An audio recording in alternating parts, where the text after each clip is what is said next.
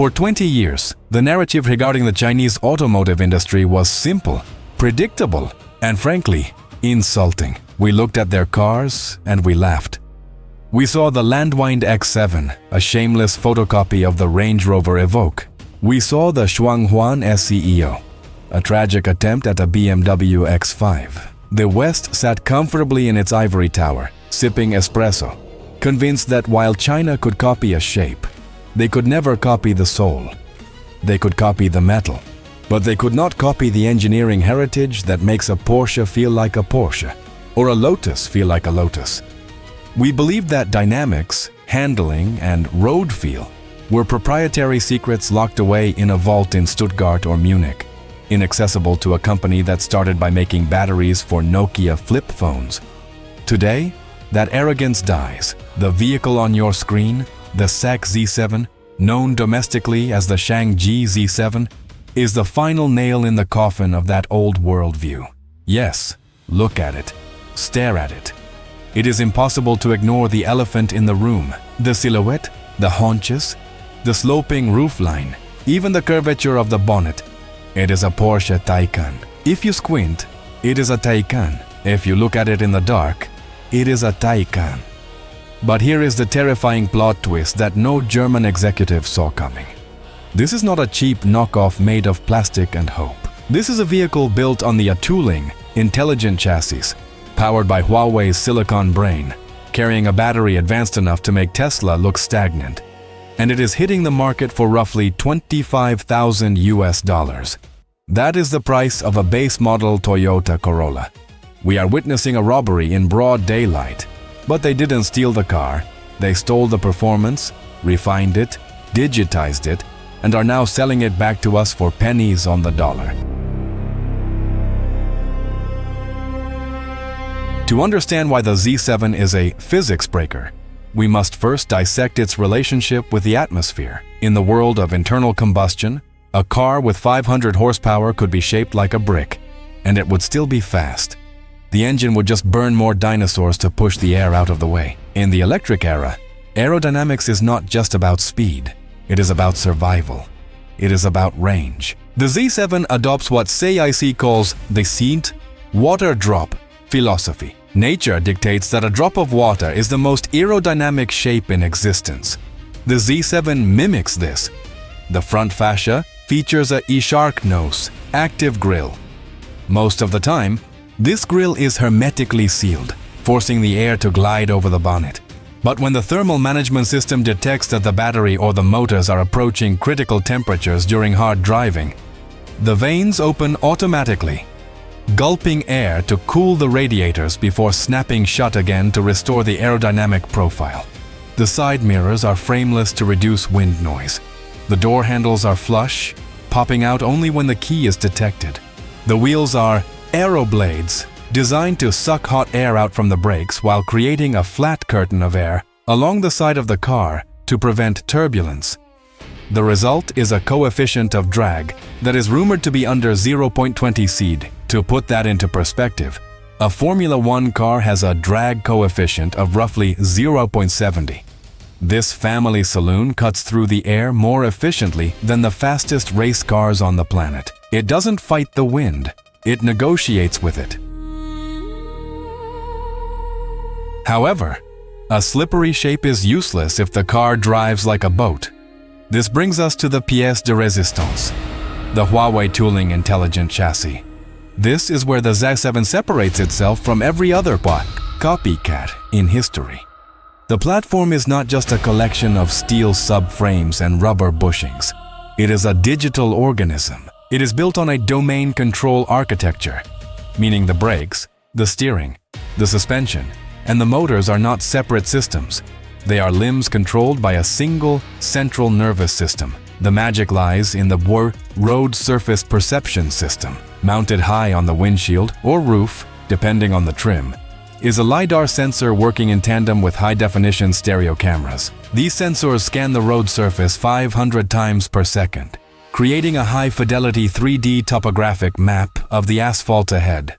It identifies potholes, speed bumps, expansion joints, and even changes in road camber. Before the front tires even reach the imperfection, the central computer has already calculated the exact force required to neutralize it. It sends a command to the CDC, continuous damping control, electromagnetic valves in the shock absorbers. These valves can adjust the stiffness of the damper in milliseconds. The system softens the suspension to absorb the impact of the pothole, then instantly stiffens it to prevent the body from bouncing. The result is a ride quality that feels disconnected from the road surface.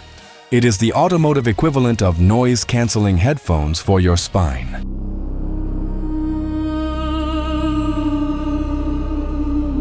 Now, let's address the engineering paradox of the electric sports saloon. Batteries are heavy, and batteries are thick.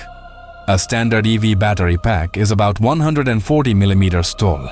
If you put that under the floor, you raise the passengers up. To keep the roof low for aerodynamics, you have to squash the passengers, creating a claustrophobic cabin. Porsche solved this in the Taycan by cutting foot garages, daksiki, literal holes in the battery pack for rear passengers, feet. SAIC and Huawei chose a different path. They reinvented the battery itself. They call it the Giant Whale 800V battery pack. Despite the massive name, it is the thinnest high-voltage battery in the world, measuring just 110 millimeters in height. This is achieved through cell-to-body (CTB) technology. In a traditional EV, you have battery cells inside modules, modules inside a pack, and the pack bolted to the car. That is 3 layers of aluminum casing eating up valuable space. In the Z7, the battery cells are integrated directly into the chassis structure, the top cover of the battery, next the floor of the cabin. This sandwich construction does 2 things. First, it saves vertical space, allowing for that low, sexy roofline without breaking the necks of rear passengers. Second, it turns the battery into a structural member, increasing the torsional rigidity of the chassis to over 40,000 Newton-meters per degree. That is stiffer than a Lamborghini Aventador.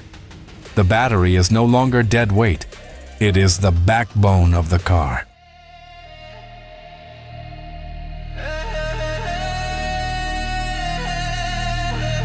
We have obtained exclusive footage of the Z7 undergoing extreme winter testing in Inner Mongolia, and this is where the digital chassis proves its worth. Driving a high-torque electric vehicle on ice is usually a terrifying experience. The torque is instant. If you breathe on the throttle, the wheels spin, and you end up in a ditch. But watch the Z7. It is drifting. It is sliding sideways at 80 kilometers per hour. And it looks effortless. This is thanks to Huawei DATS, Dynamic Adaptive Torque System. In a normal car, the traction control cuts power when it detects a slip. It is a binary system, grip or no grip. The DAT system is analog. It micromanages the torque output of the motors with a latency of just 4 milliseconds. As the car enters a slide, the system detects the yaw angle. It doesn't just cut power, it vectorizes it. It might send 30% power to the front left wheel to pull the nose in, while simultaneously braking the rear inside wheel to tuck the tail. It is doing math that no human driver could calculate. It effectively allows a novice driver to look like a drift king, maintaining a perfect slide angle by modulating the motors faster than a human foot ever could. This is physics broken, because it replaces mechanical skill with digital latency.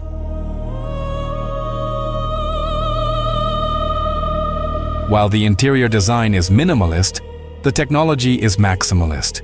It runs on the HarmonyOS 4.0 cockpit. If you are familiar with the walled garden of Apple, imagine that, but for a car. The integration is seamless. You walk up to the car with your Huawei phone in your pocket, and the car unlocks. You sit down, and your phone's navigation, bidamas, musics, and video calls are instantly projected onto the central floating screen. There is no pairing, no Bluetooth lag, no menus. It just exists. The screen itself is rumored to feature sunflower technology, pivoting physically to face the driver when they enter, or angling towards the passenger if they activate cinema mode. But the real revolution is invisible: the sound system. Traditional luxury cars are filled with heavy speakers, magnets, and wiring harnesses. The Z7 uses Huawei sound with SoundScreen technology. It places exciters and actuators behind the interior panels, the wood trim, the dashboard, the headliner. These actuators vibrate the materials themselves to generate sound. The entire interior of the car becomes a speaker diaphragm. This eliminates the visual clutter of speaker grills and creates a truly immersive 7.1.4 surround sound experience that saves weight and complexity. It is technology borrowed from high-end OLED TVs, applied to a moving vehicle. We cannot talk about this car without discussing the ghost in the machine, the ADS 3.0 autonomous driving system. While Tesla doubles down on vision only, using cameras, the Z7 uses a sensor fusion approach. It combines the 192-channel LiDAR, millimeter wave radars, and ultrasonic sensors to build a redundant picture of the world. Why? Because cameras can be blinded. Direct sunlight, heavy fog, or a dirty lens can render a camera blind. LiDAR works in the dark. It works in the rain. It provides a level of certainty that cameras cannot match. ADS 3.0 is a mapless system. It does not rely on pre-scanned high-definition maps of the city. It learns in real time. It can navigate a construction zone that didn't exist yesterday. It can handle a complex roundabout in a rural village that isn't on Google Maps. It can perform valet parking, where you get out at the entrance of the mall and the car drives itself to the underground garage, finds a spot, and parks. When you are done shopping, you summon it, and it picks you up. It transforms the car from a tool into a servant. So, what is the conclusion? The SAIC Z7 is a disruptor. It is a gladiator entering the arena with a laser rifle while everyone else is using swords. It proves that the era of Batiniath badge engineering of Spatas is over. You can no longer charge a premium just because your company was founded in 1920. The consumer is becoming smarter. They are looking at the specs. They are looking at the technology. And when they compare a German electric saloon that cost $100,000 against a Z7 that cost 25,000 cedars, the math becomes impossible to ignore. The Z7 offers the looks of a supercar, the brain of a supercomputer, and the running costs of a toaster. It is a terrifying wake-up call for the legacy industry. They are not just being undercut on price, they are being outclassed on technology. The physics of the road have been broken by the Tuling chassis, but the physics of the global automotive market have been broken by SAIC's pricing power. Drive&rpm will be watching closely when this hits the export market, because if this car lands in Europe or America with this price tag, the game is over. Thanks for watching. If you enjoyed this deep dive into the future of speed, smash that subscribe button. We will see you in the next one.